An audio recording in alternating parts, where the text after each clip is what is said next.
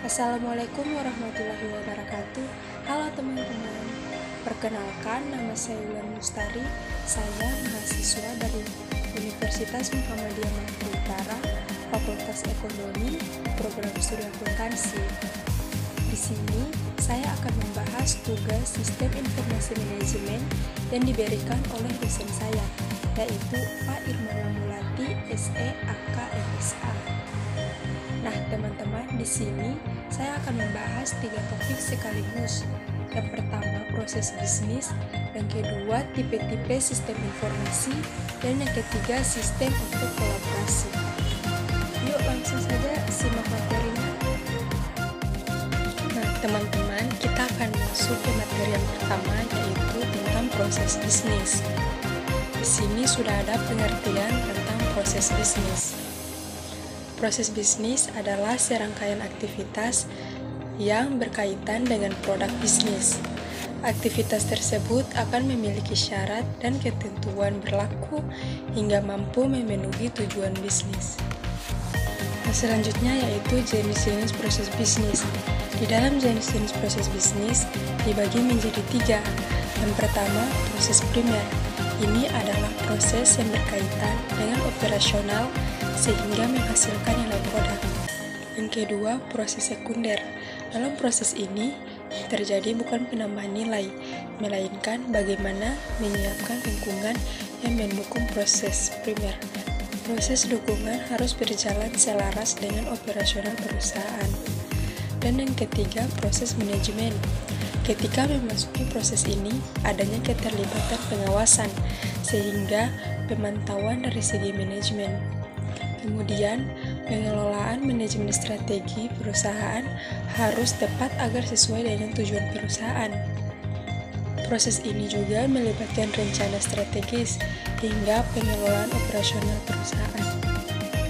Berikut ada tahap dalam proses bisnis, dibagi menjadi 4. Yang pertama, analisis aktivitas, yaitu upaya mempelajari proses bisnis yang ada dalam satu atau beberapa organisasi, baik dalam operasi normal dan dalam situasi yang luar biasa.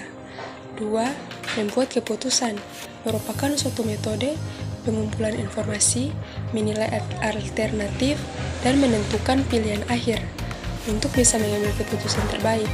Contohnya, mengumpulkan informasi yang relevan, mengumpulkan informasi untuk mengambil keputusan terbaik, merupakan langkah penting untuk bisa mengambil keputusan yang matang. Kedua, mencari solusi alternatif. Mencari solusi alternatif merupakan proses pengambilan keputusan berikutnya. Dalam langkah ini, Anda diwajibkan untuk mencari solusi berbeda terkait masalah yang sedang dihadapi. Dan yang ketiga, mempertimbangkan bukti proses selanjutnya, yaitu mempertimbangkan bukti dengan mengambil beragam solusi berbeda yang ditemukan lalu menganalisis secara menangani masalah awal. Yang ketiga yaitu pelaksanaan proses bisnis adalah serangkaian aktivitas bisnis yang berkaitan dengan produk bisnis. Aktivitas tersebut akan memiliki syarat dan ketentuan berlaku sehingga mampu memenuhi tujuan bisnis. Dan yang terakhir, evaluasi. Evaluasi usaha adalah suatu aktivitas untuk melaksanakan analisis kinerja suatu usaha atau bisnis. Prinsip utama dalam evaluasi usaha adalah membandingkan rencana usaha yang telah dibuat sebelum kegiatan bisnis dimulai dengan hasil yang telah dicapai pada periode tertentu. Berikut adalah fungsi proses bisnis. Fungsi proses bisnis membantu divisi sumber daya manusia untuk memecahkan permasalahan ketika aktivitas bisnis sedang berlangsung. Garansi bagi konsumen untuk melihat kapan proses produksi berlangsung. Distribusi mulai dilakukan dan peluncuran produk akan dilaksanakan. Memberikan informasi kepada karyawan agar paham akan tugas yang telah diberikan sehingga tercapai tujuan perusahaan.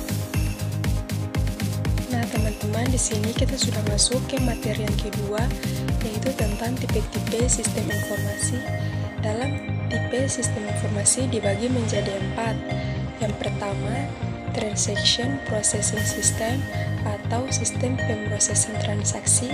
Yang kedua, Manajemen Information System atau sistem informasi manajemen. Yang ketiga, Decision Support System atau sistem pendukung keputusan. Dan yang keempat, Expert System and Artificial Intelligence atau sistem pakar dalam dan kecerdasan buatan. Nah, selanjutnya itu materi yang ketiga, yaitu sistem untuk kolaborasi. Kolaborasi bekerja dengan orang lain untuk mencapai tujuan bersama dan eksplisit. Kolaborasi berfungsi pada tugas atau presentasi misi dan biasanya membutuhkan waktu menempatkan dalam bisnis atau organisasi lainnya dan antara bisnis. Selanjutnya yaitu platform kolaborasi dan bisnis jejaring sosial. Pemilihan yang tepat serta evaluasi secara berkala dibutuhkan untuk menentukan perangkat kolaborasi dan jejaring sosial. Yang pertama, virtual meeting system atau sistem pertemuan virtual seperti video konferensi dan web konferensi serta bisa menggunakan telekonferensi.